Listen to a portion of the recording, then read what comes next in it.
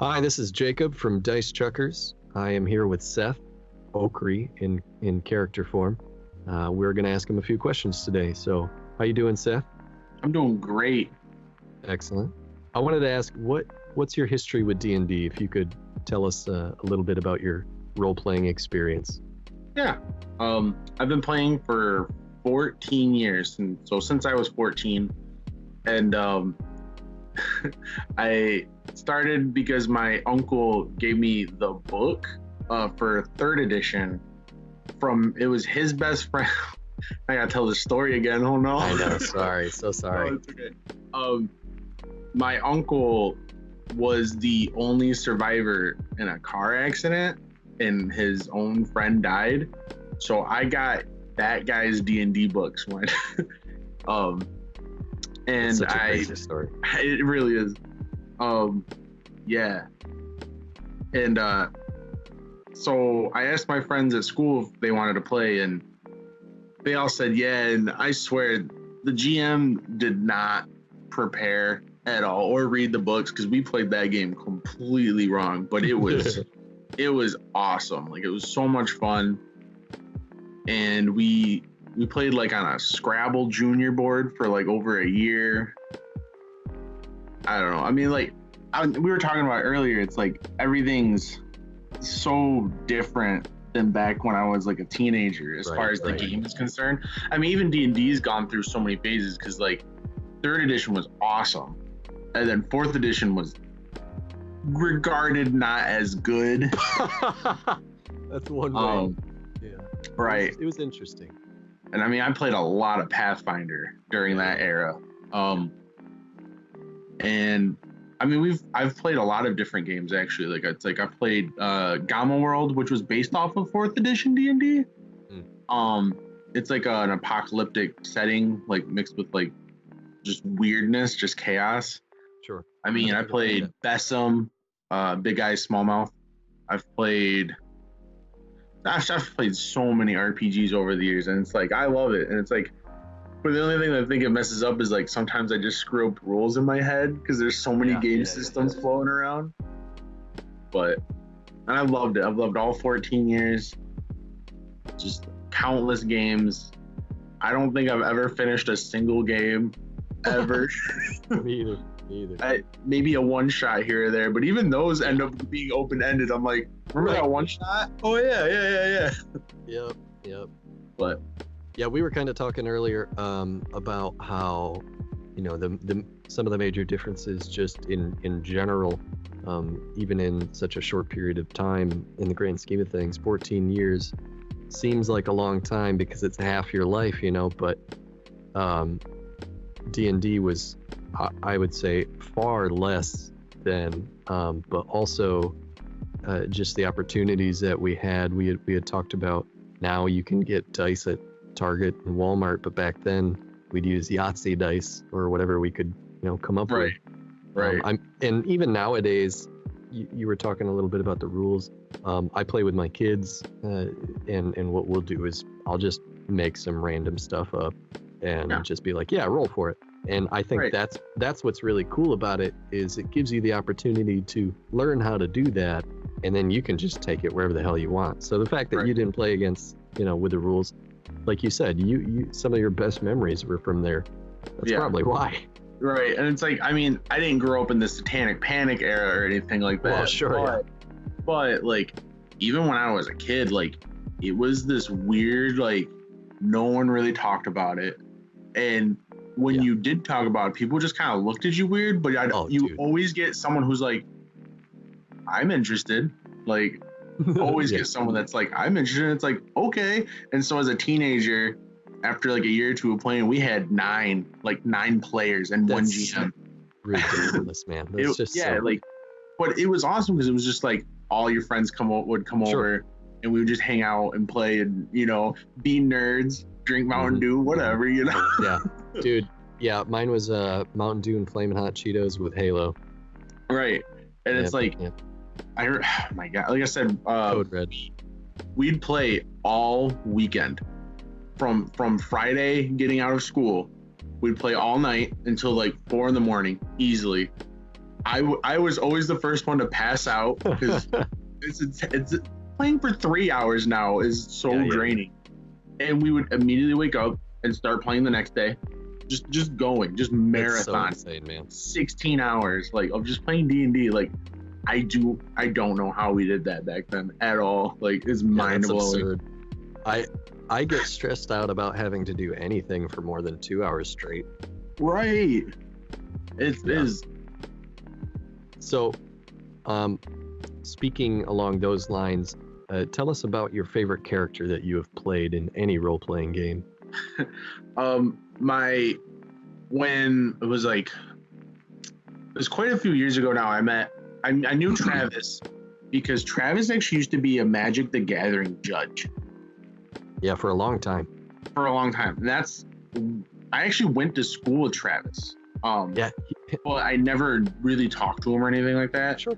And but eventually by playing Magic, I met Travis, and over time, it's like I met other people. A lot of my best friends through Magic the Gathering, that's a whole different conversation. But yeah, for sure. And eventually, it's like, oh, we all like D&D. Let's get together and play D&D.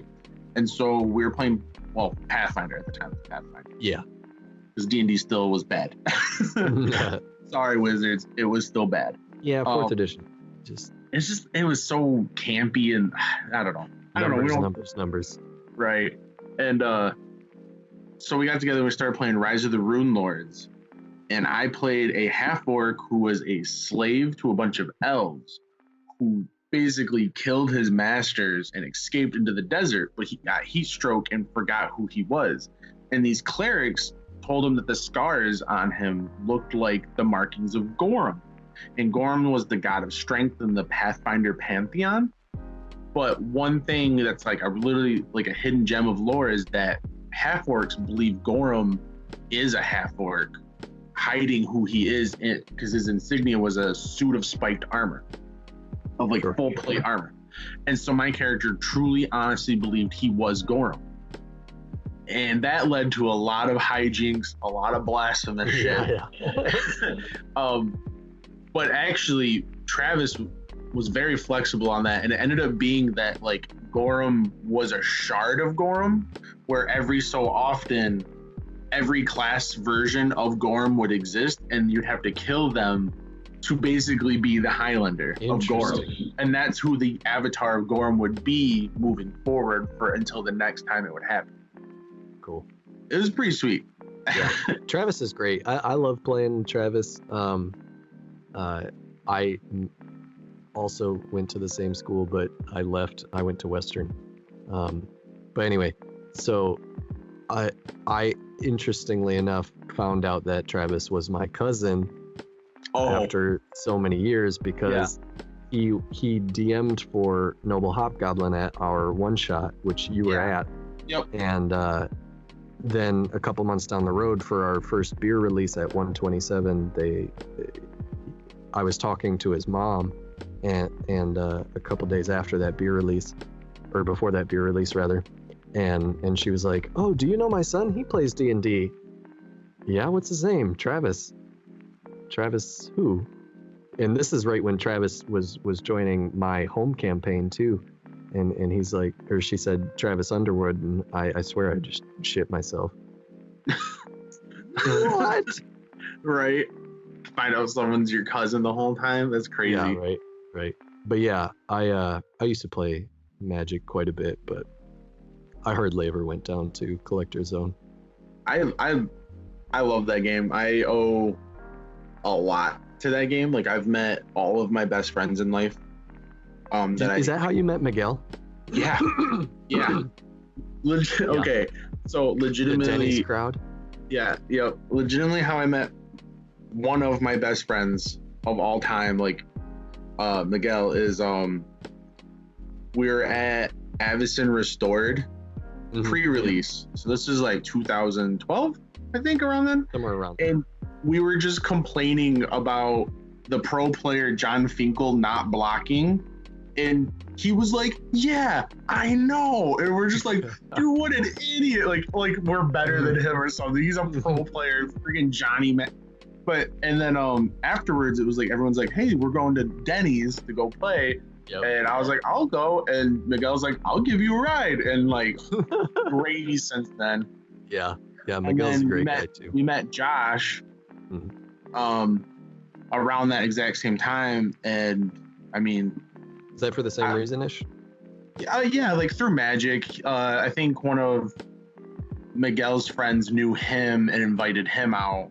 And so we, we're just playing magic for years. And then, I mean, what can I say? I literally was in his wedding just recently. So yeah, no, that's super cool. I love how that's brought together people. It's done the same for me to a lesser extent. Like I said, I just didn't do a lot of tournament stuff, so I didn't get to go out as much. But with D&D, that's brought me. I mean, I go out and seek people who I don't ever think would play D&D and make them play D&D and turn them into nerds. And now I have plenty of friends, and they'll bring along, their jock friends or whatever other stereotype you want to name. And if anybody ever gets close to me, I'm like, you got to play D&D with me. It's fun. Like, it's a good game. Like, even my girlfriend plays with me. My parents are even kind of like, I'm kind of interested. Yeah. We're on the same boat. I love it. So, back to the questions here. I wanted to ask you, what was your creative process behind creating Okri? He's such a interesting character. Well, I really like dwarves from Warhammer. Okay. Fantasy. So I've been playing a lot of Warhammer Vermintide 2. I love that game. I have 200 hours on Steam right now. Like, I'm playing it all the time. Like, I'm literally waiting to get done so I can go play some more. Like, that's hilarious. And one of the characters in it is a bard, and I was like, man, I really want to play. Or he's not a bard; he's a dwarf. I was like, man, I really want to play a dwarf, but I don't want to be a conventional dwarf. And I got the name because the character always talks about his cousin Okri and like all these like crazy things he does. So that's where I got that name from. But I was just like, I never played dwarves. And I was like, let's play a dwarf. And I was like, all right. I played a cleric because we needed that. Like, I'm always that person. Like, what does the party need for, especially if we're trying to play long term? Like, what do we need? Like, instead of I'm always afraid of just coming in and being like 4 fighters. Like, no. Or 3 wizards and like a rogue. Okay. You mean a druid and 2 sorcerers? Yeah, right. But and yeah, I was like, well, what if he's a doctor? Like you never hear of dwarf doctors. Like, are there even dwarf doctors? Like, it just kind of snowballed. And I was just like, Sean Connery voice. I don't even know where it all comes from. It's like my mind working on it for a while. And it's like, because Josh invited me to play, and he's like, I'm working on my voice. I was like, oh yeah, I should come up with a voice. So that's how I don't know. I think I was just watching Highlander, and I was like, Sean Connery, fantastic. Which, rest in peace. I'm very sad about that. Ramirez. Rest in peace, Ramirez. But yeah, and I got a lot of secrets. Cool. That's like, go ahead. No, I got some secrets on my character going on. There's some mystery going on. I don't even know what's going on. I think that's one of the other things to mention about Travis is that he's so willing to work with developing epic backstories, and seeping things into the story as long as it makes sense or is super interesting, Right. One thing I wanted to include is like, I'm really tired of certain cliches in D&D. Is like, it's like, oh, my parents are dead. Oh, my family's dead. So literally my whole purpose was like, I want my character to be average in the aspect that like my family's still alive. Yeah. It's just like, I'm only exiled because my family did something bad. I'm just a bystander. Like, I don't even care. Like, I hate those people. And it comes up all the time. I'm like, that guy, hate him. Like, I don't even notice. I very much do not like my character's family. Like, oh yeah. Yeah, you've made that pretty apparent. So, on that note, do you have any info about your character that you would like to share to the audience that won't necessarily give away a ton of stuff, but may kind of tease at something, or, dip your toes into some of those secrets, some of those backgrounds? Well, dwarves are better than elves. That's a fact. Okay. Okay. Gotta leave the Tolkien racism. Like, you just gotta really, my character, I know, like, a lot of people, like, the other characters are, like, inquiring about why I'm so interested in dreams. Is that my character has dreams of something. Like, there's some sort of entity in my dreams, and I'm trying to figure that out. And what happened in his backstory is that he's come across a lot of people who suffer from some form of insanity, and he's trying to link it to dreams. It's something about that, because I have strange dreams, and I think he worries about whether he's insane, if that's going to cause him going insane as well. So the sooner I figure it out, the easier or the faster I can come up with a cure it in some way and stop it. As a doctor, I want to study this and figure it out and help people. I like it. And it's like there's like a growing fear, because like sometimes the dreams are nightmares and sometimes they're just dreams. So it's like, is the entity malicious or not? And it's like I have to deal with that in the background of my character. So that's the real reason why you act so ridiculous. To hide yourself from the fear. No, my character's just dumb. Hey, let's be honest, Elijah doesn't help. No, not really. All right, so if you could pin any one song that would pop up when your character comes out, like those bar doors open, what do you hear playing? I really like wrestling. I really like WWE. Like, I really like wrestling. And there's one wrestler I really, really love. His name's Aleister Black. Okay. And his theme song is what's the name of it? Hold on a second. I have it pulled up right here. Just the name of it. It's The Root of All Evil. And in the song, it says that no man is truly good and no man is ever truly evil. And it's like, that's my character. It's like, I'm like a true neutral alignment. Like, I do bad things and I do good things, but at the end of the day, like, I'm trying my best. Whether I'm helping people to help people or if it's selfish, it doesn't matter. I'm helping people. So sure, I think that'd probably be my theme song. Plus, it's a wrestling theme song, so it's an actual theme song, right? Like, right. I can dig it. So, one of the last questions I have here is, what do you expect from the rest of this game? What do you expect from Yig? To die, yeah. That's a fair expectation. Insanity, some creeping, inunderstandable, just beyond time horror, most likely. It's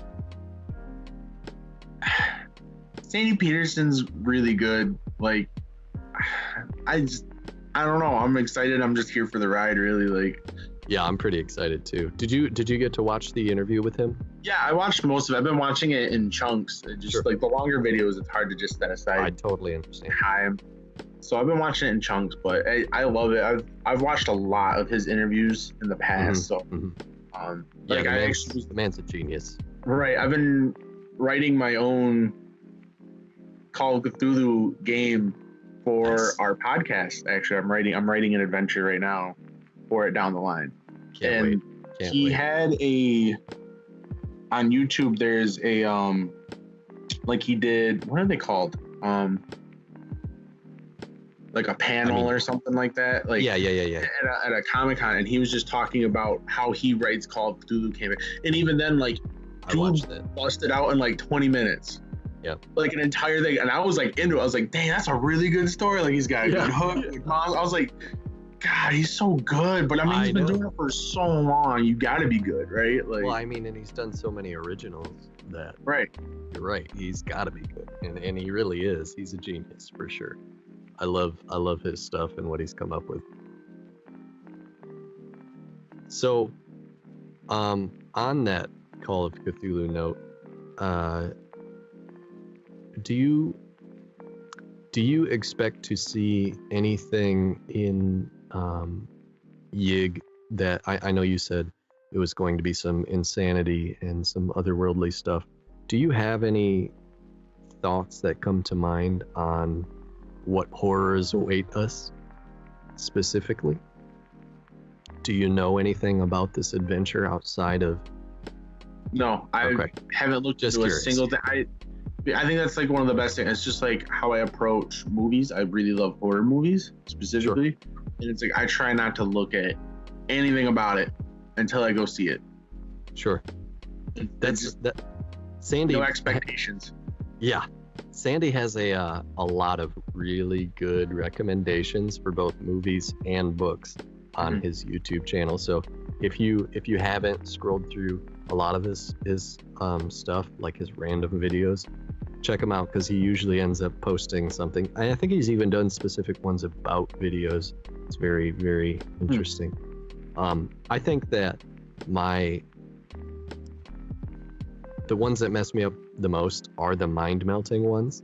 You know, the jump scare and I'm gonna stab you things are kind of boring, really, but those ones really mess me up. So I think that along this journey, it's either going to be really long because we're just going to keep making characters, because I do foresee death, or I'm just going to be like so lost at some point, you know.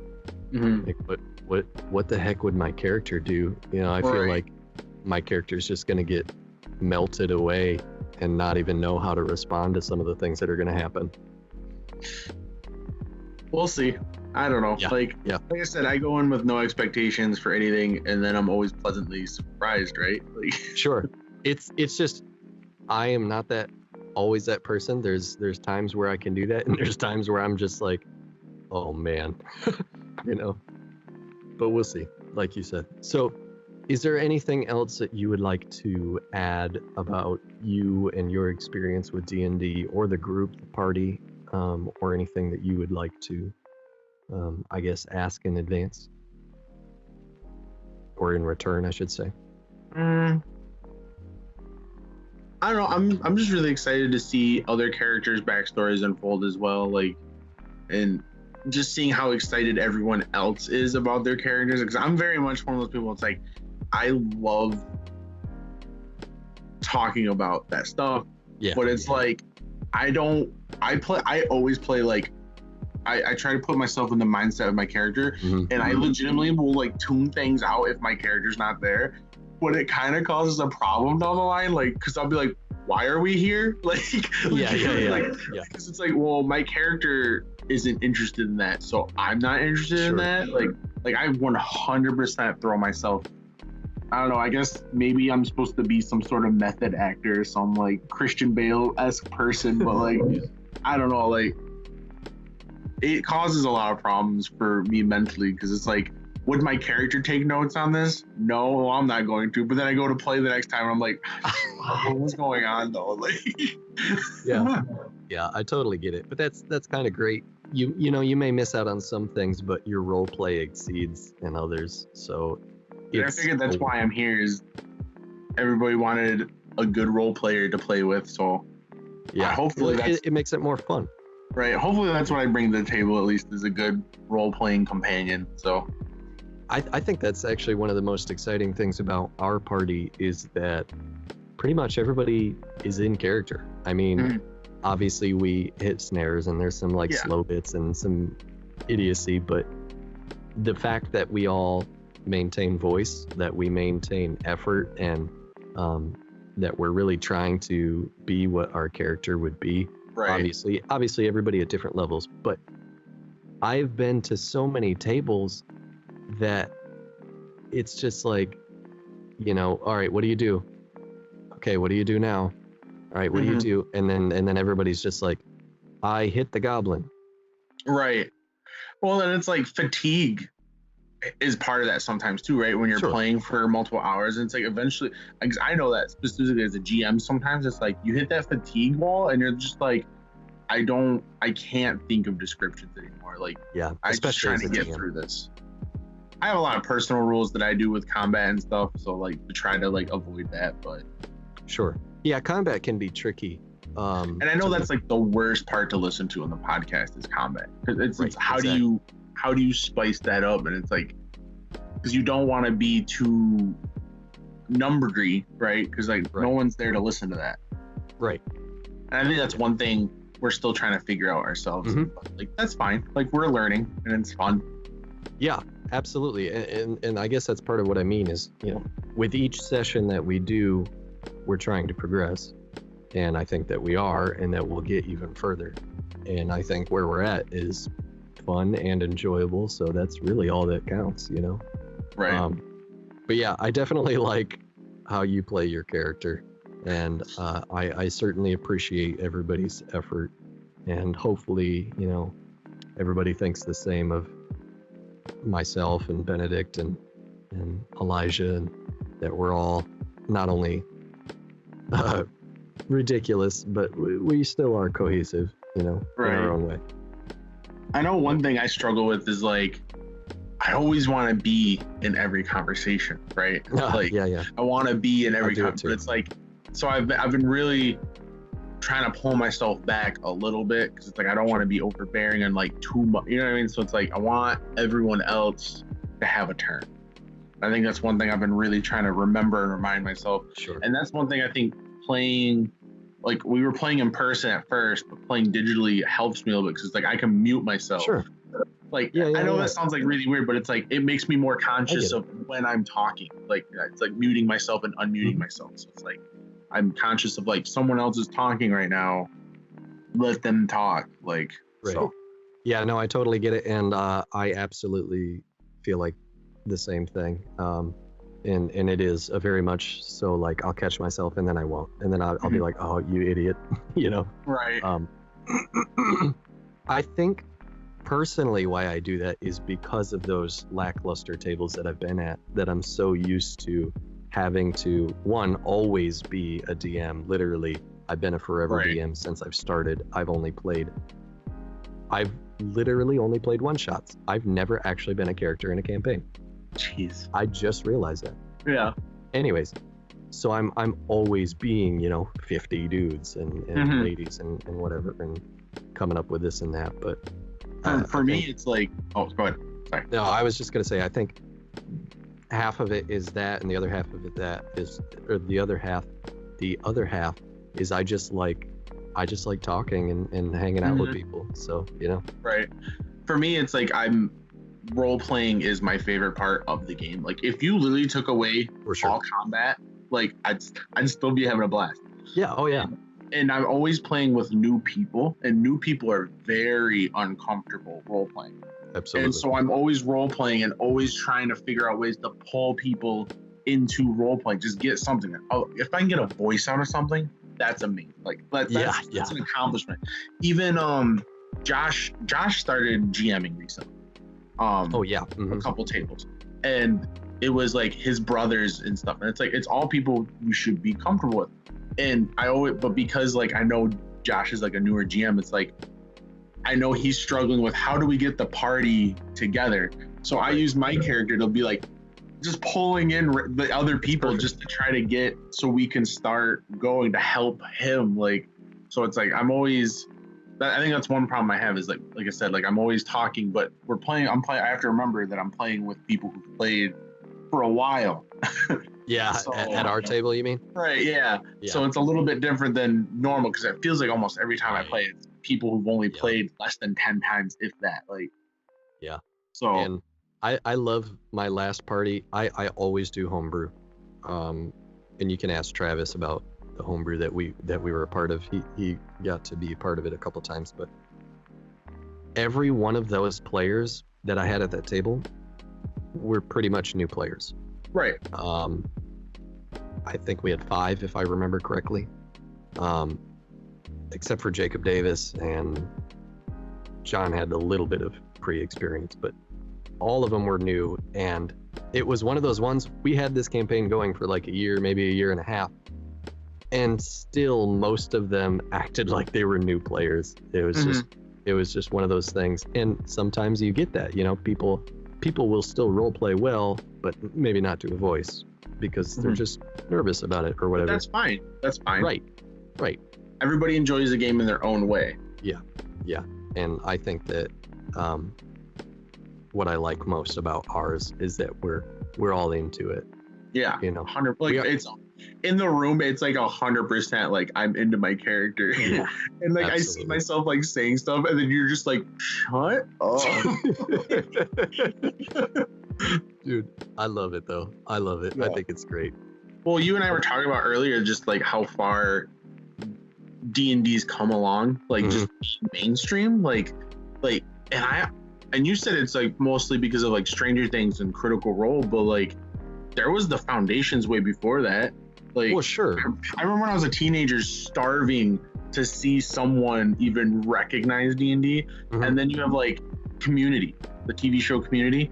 They have 2 D&D episodes. Yeah. Like, and I remember that was I think the tipping point where like I had a lot of friends who like, I saw that in Community, like, is it like that? And it's like, kind of. Right. But I guess that's kind of what I meant is, because even in SpongeBob, there's references to it, Oh, yeah. But I had the background, the D&D scene, like, where they're like, it's like, do you feel it now, Mr. Krabs? Where they're all dressed. I had that as my background on my computer for a while. Like. It's hilarious. But that's what I meant, was just in general, mainstream media has helped progress it.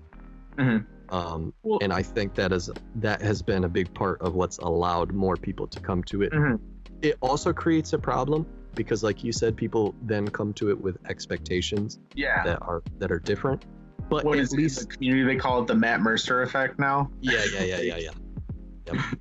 But at least now I can be at a brewery and openly talk to some random person, and there's a good chance that they know at least basically what it is. Yeah. And then from there I can chop any misconception or whatever. They know at least of the game.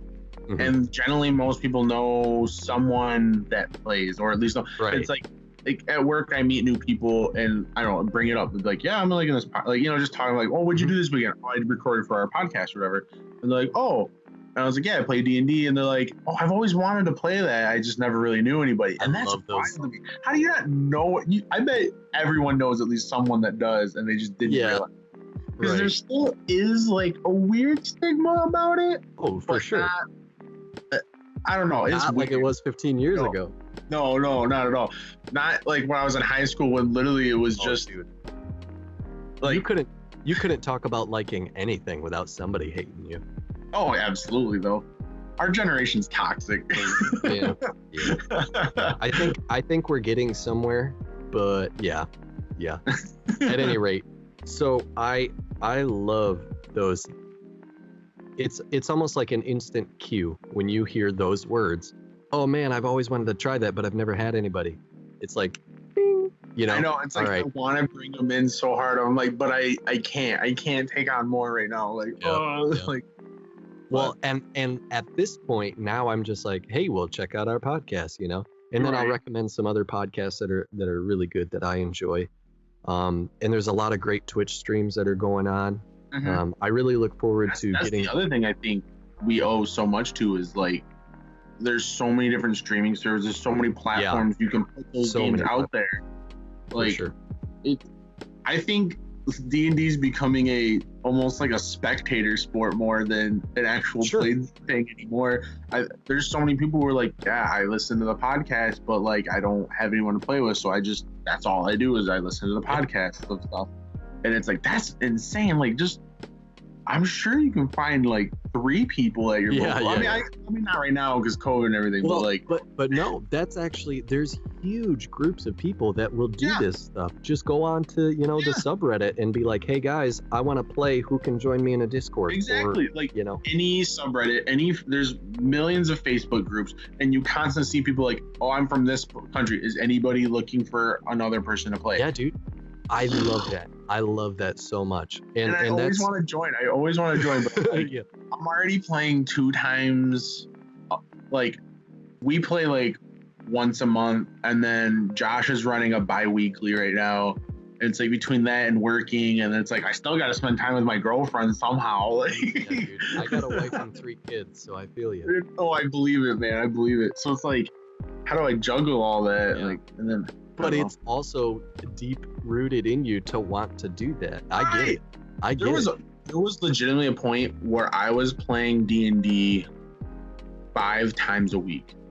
Oh my gosh, that's insane. I was playing in 5 groups. Wow. Yeah. And I got so burnt out. Like, it's just like every day it's like, which character am I supposed to be today? And it's like, because I develop multiple personality issue.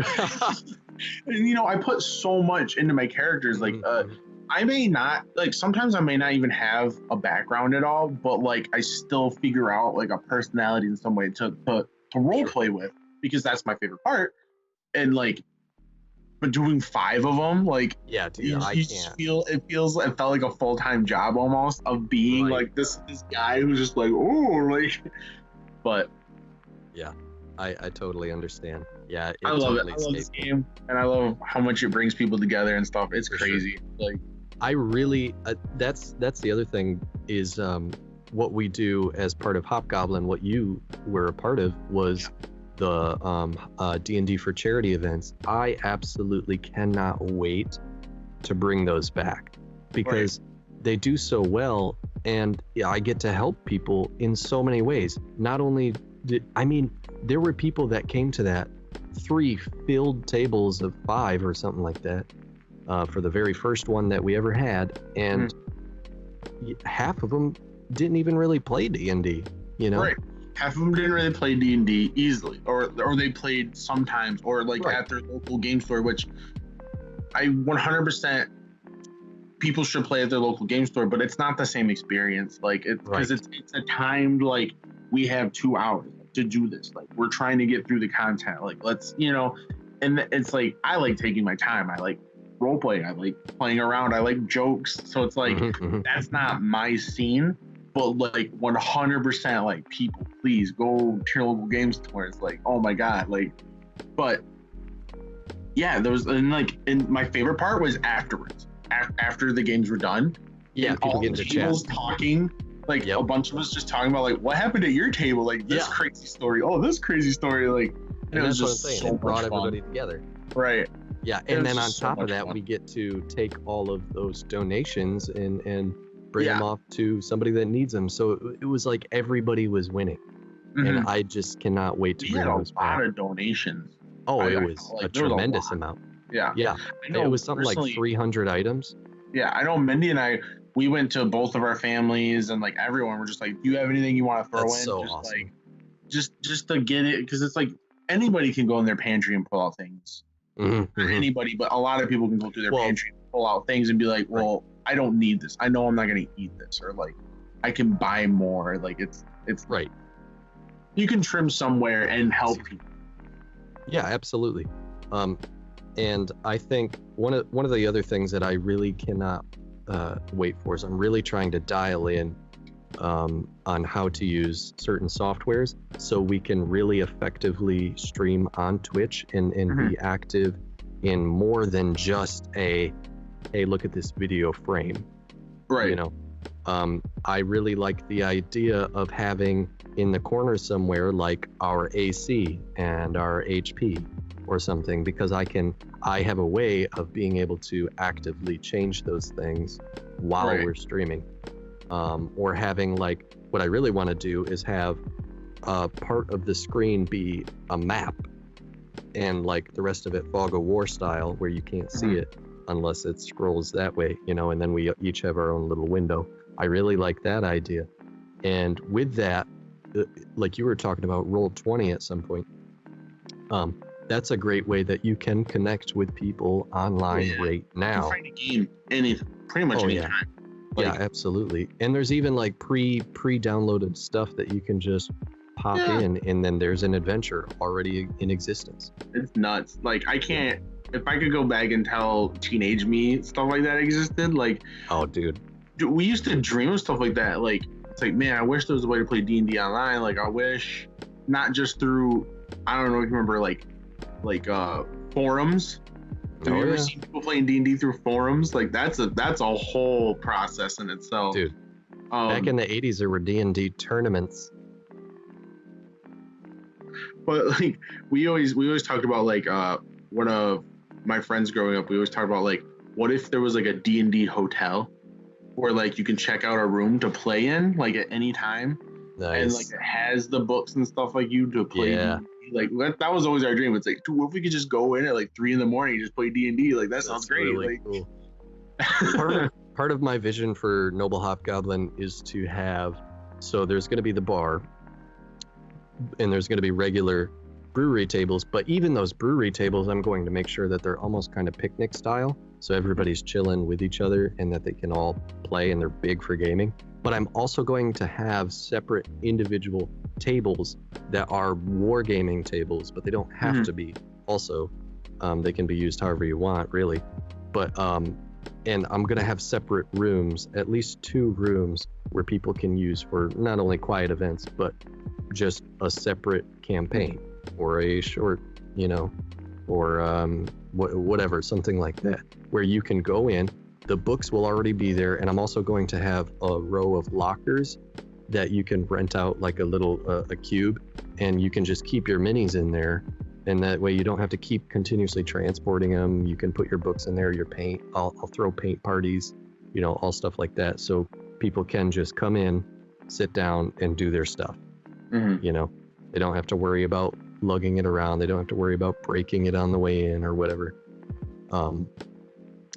Another idea that I had is turning one of those tables face into, putting a TV there and then plexiglass over it or whatever, so you can instantly upload any map to it, so it just makes it really easy, and then you just play on the plexiglass.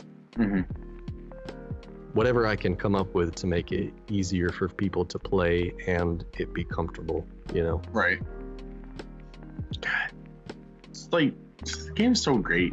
And it's like, I want to do everything I can to just give back to what's been given to me. Just, I don't know. For sure. No, I love it. No worries. I love like it. How much I love it.